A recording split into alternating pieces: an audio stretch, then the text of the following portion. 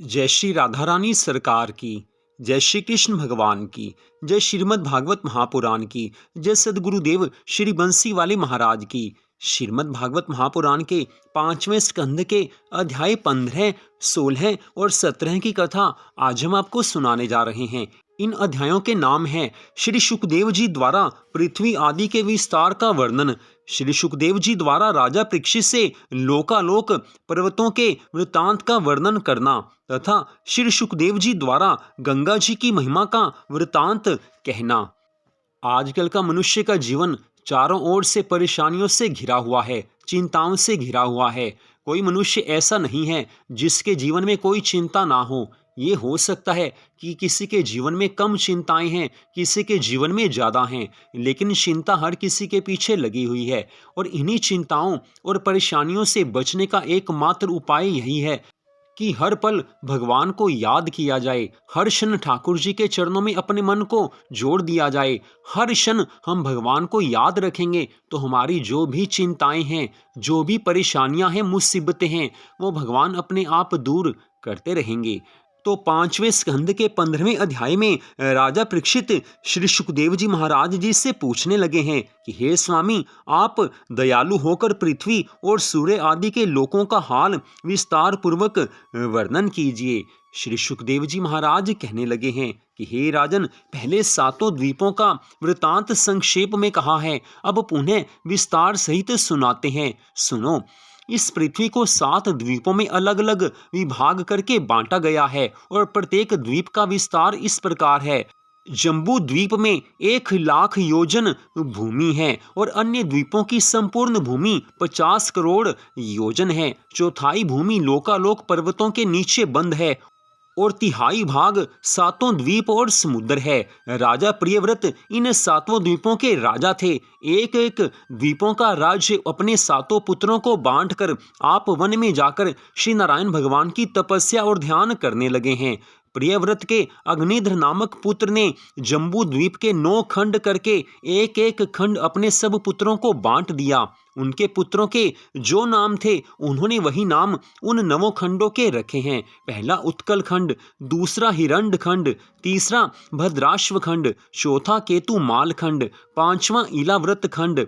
उस खंड के मध्य में सुमेर नामक स्वर्ण का पर्वत 1,00,000 योजन ऊंचा, 16,000 योजन लंबा, 8,000 योजन चौड़ा और 32,000 योजन के घेरे में है। छठा नाभिकुंड खंड, 7वां किम पुरुष खंड, 8वां भरत खंड तथा 9वां नरहरि खंड है। ब्रह्मांड कमल पुष्प की तरह गोलाकार है। एक एक पर्वत इन 9 खंडों के सिरहाने पर विद्यमान है। सुमेरु पर्वत पर चारों ओर 4 पहाड़ों पर दूध, शहद, जल और रस के 4 कुंड भरे हैं और चारों अत्यंत ही सुंदर बगीचे फल और पुष्पों से लदे हुए। कुबेर, महादेव, इंद्र तथा वरुण इन चारों देवताओं के वहां पर ऐसे बने हुए हैं कि जहां जाने पर स्नान आदि करने से वृद्ध देवांगनाएं भी तरुण और यौवन होकर अति सुंदर हो जाती हैं। सुमेरु पर्वत के शिखर पर ब्रह्मपुरी 10,000 योजन लंबी चौड़ी और स्वर्ण सहित रत्नों से जड़ी हुई बनी है। वहां तरह तरह के रंग बिरंगे पक्षी मधुर स्वर में शब्द करते और भंवरे गुंजार करते रहते हैं।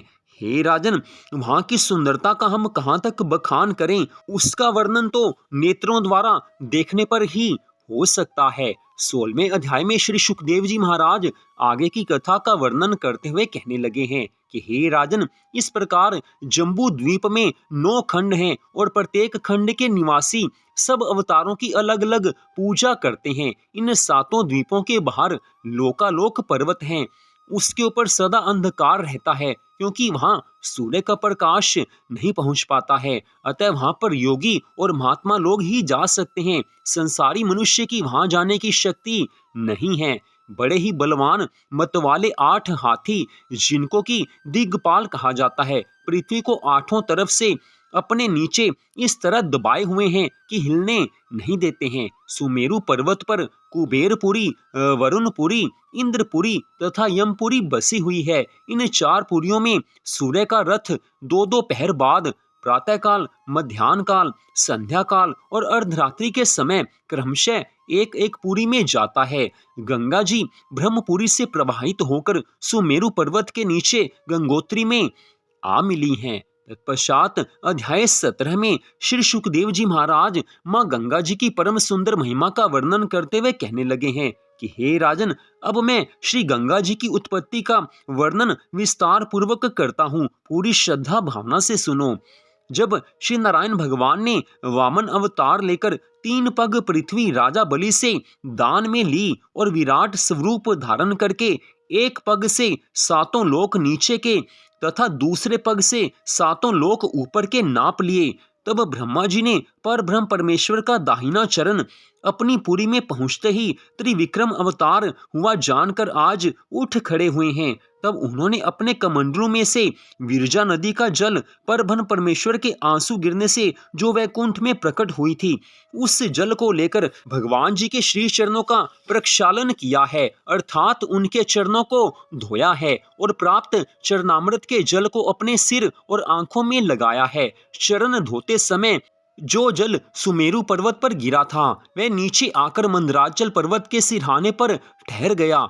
उसके पश्चात वह जल 4 धाराओं में विभक्त होकर बहने लगा। तो एक धारा सुमेरु के पश्चिम, दूसरी दक्षिण और तीसरी सुमेरु पर्वत के उत्तर दिशा में बहकर समुद्र में मिल गई। चौथी धारा जो पूर्व दिशा की ओर बही थी वह भगीरथ महाराज के तपोबल से इलाव्रत खंड को बाईं ओर छोड़ती हुई श्री नारायण पर्वत से उतरकर गंगोत्री से होकर भरत खंड से आई हैं। उसी धारा का नाम संसार में गंगा जी प्रसिद्ध हुआ है।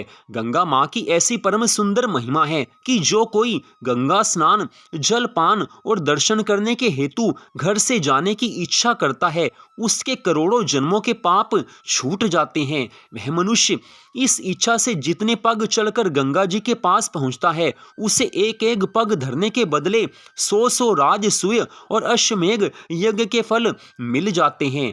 ऐसे वचन सुनकर आज परीक्षित जी महाराज संदेह मानकर मन में संदेह प्रकट करके श्री सुखदेव जी महाराज जी से पूछने लगे हैं कि हे महाराज, जब मनुष्य को गंगा स्नान के लिए घर से जाने से ही इतने सारे यज्ञों के फल मिलते हैं, तो हमारे दादा युधिष्ठिर जी महाराज ने किस कारण इतना धन व्यय करके यज्ञ किया था और दूसरे राजा यज्ञ क्यों करते हैं?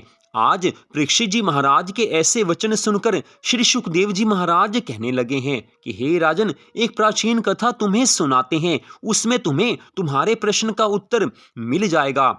एक बार की बात है, भगवान महादेव जी और माता पार्वती जी मकर अर्थात माघ मास में गंगा स्नान के लिए प्रयागराज जा रहे थे।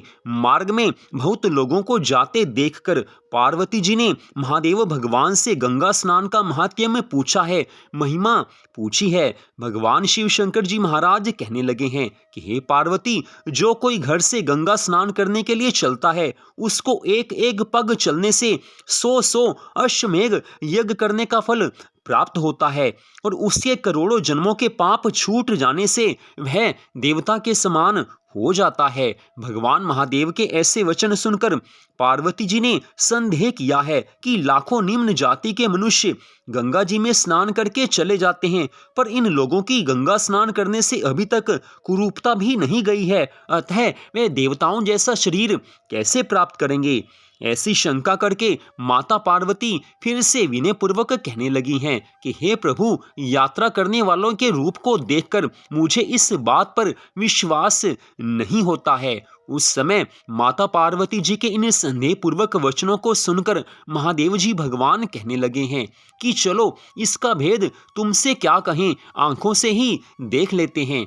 ऐसा कहकर जब भगवान शिवजी गंगा जी के समीप पहुंचे तो वहां कोहड़ी का रूप बनाकर वो बैठ गए हैं और पार्वती जी से कहा है कि तुम दिव्य स्वरूप अति सुंदर धरकर मेरे शरीर की मक्खी उड़ाओ, और यदि स्नान करने वाला कोई पूछे तो कहना कि ये हमारे पति हैं, इन्हें कोढ़ का रोग हो गया है। एक ज्योतिषी ने कर्म विपाक की पोथी में देखकर बताया है कि जिस मनुष्य ने 100 अश्वमेघ यज्ञ किए हों, वह इनसे अपना हाथ स्पर्श कर दे तो इनका कोढ़ नष्ट हो जाएगा।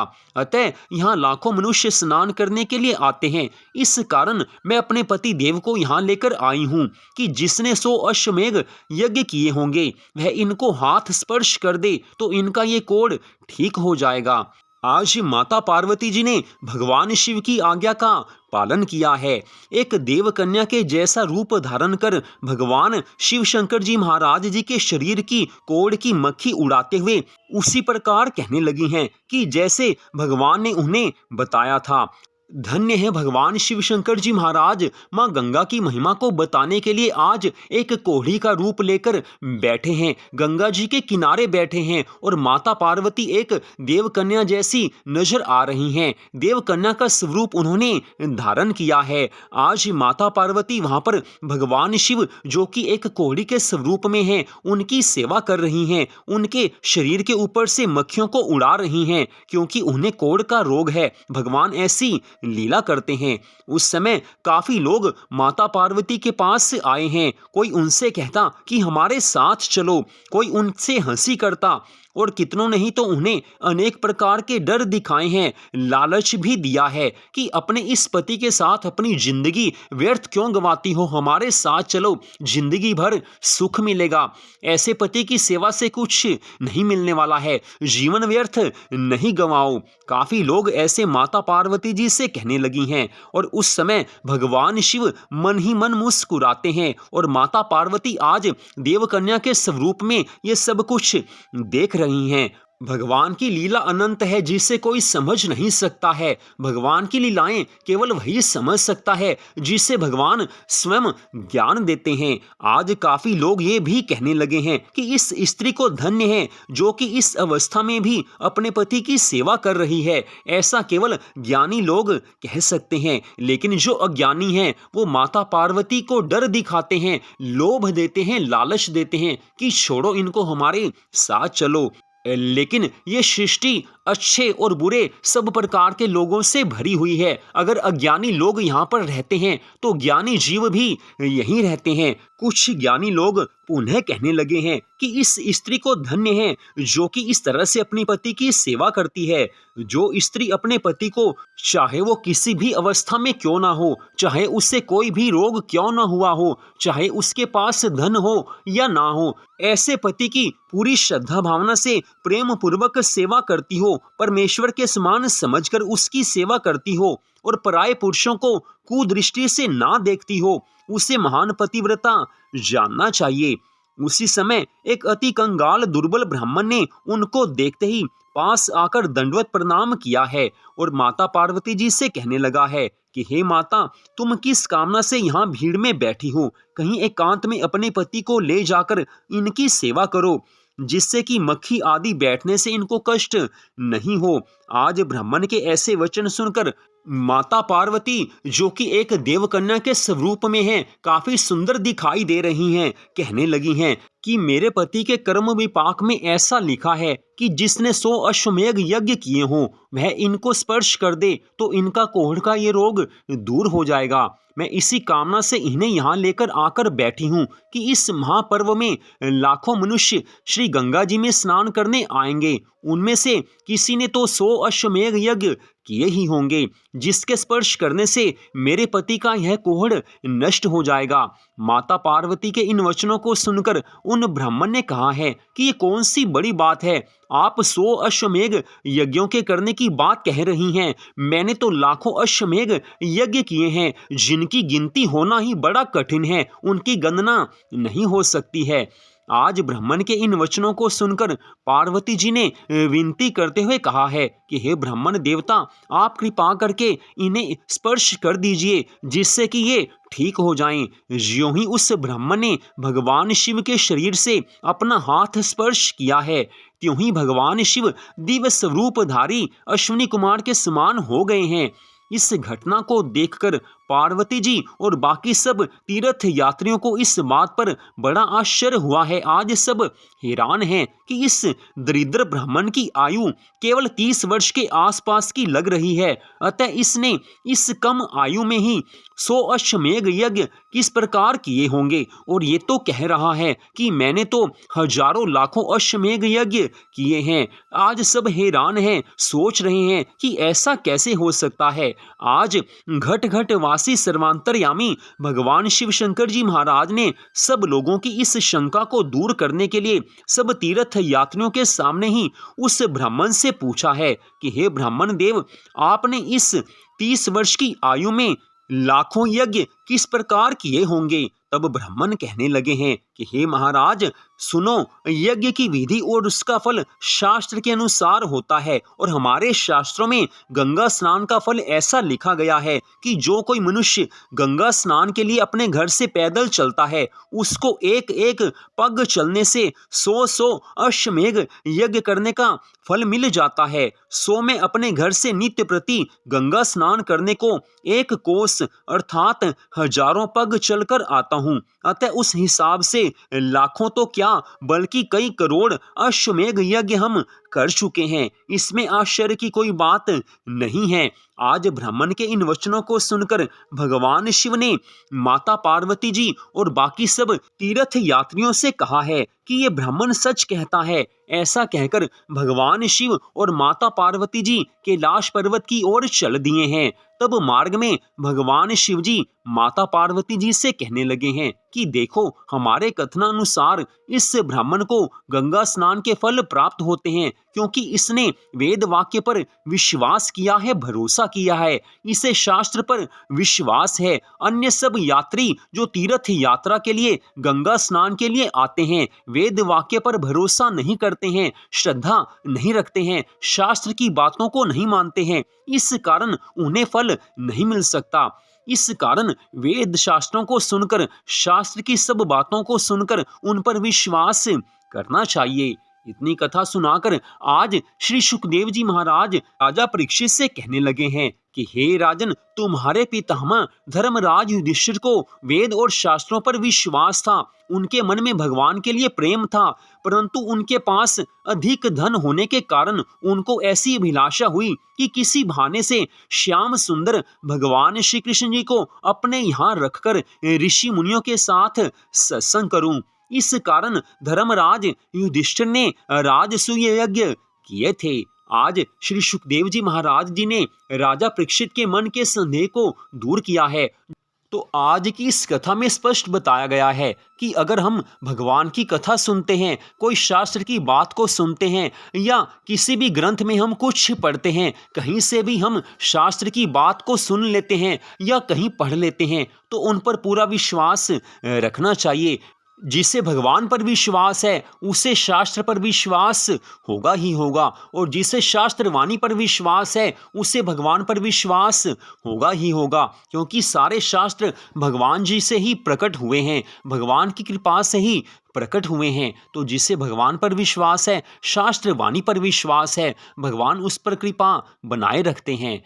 तो आज की इस परम सुंदर कथा को आपने सुना, आप सबका हार्दिक धन्यवाद। श्रीमद् भागवत महापुराण की कथाएं प्रतिदिन सुनते रहिए, क्योंकि ये कथा जीवन में सुख, शांति और आनंद लेकर आती है। हम संपूर्ण कथा सुना रहे हैं, एक एक अध्याय की कथा करके हम सब कुछ सुना रहे हैं। तो संपूर्ण कथा सुनेंगे तो भगवान की पूर्ण कृपा मिलेगी। वैसे तो शास्त्रों में बताया गया है कि हम भगवान की कथा का एक छोटा सा अंश भी सुन लेते हैं तभी भगवान की कृपा प्रकट हो ही जाती है। लेकिन जिसे सुख संपत्ति आनंद प्राप्त करना है, जिसे भवसागर से पार होना है, जिसे 84 लाख योनियों से सदा के लिए छुटकारा पाना है, तो उसे तो पूरी कथा सुननी ही पड़ेगी, उसे भगवान की भक्ति करनी ही पड़ेगी, उसे भगवान की भक्ति में, भगवान के चरणों में अपने मन को लगाना ही पड़ेगा। थोड़ी सी कथा सुनेंगे, भगवान की कृपा मिलेगी, लेकिन जीवन तभी बदलेगा, भगवान में मन तभी लगेगा, भगवान तभी कृपा करेंगे, भगवान की पूरी कृपा तभी मिलेगी अगर हम पूरी कथा सुनेंगे या पूरी कथा पढ़ेंगे। तो कथा आप सुनिए या पूरी कथा पढ़िए, भगवान की पूरी कृपा मिलती है। एक एक अध्याय की कथा अगर आप अपने घर में प्रतिदिन पढ़ते हैं तब भी भगवान की पूरी कृपा मिलती है। तो आज की इस कथा को आपने सुना, आप सबका हार्दिक धन्यवाद। जय श्री राधा रानी सरकार की, जय श्री कृष्ण भगवान की, जय सद्गुरुदेव श्री बंसी वाले महाराज की, जय श्रीमद् भागवत महापुराण की। जय जय श्री राधे, जय जय श्री राधे, जय जय श्री राधे श्याम।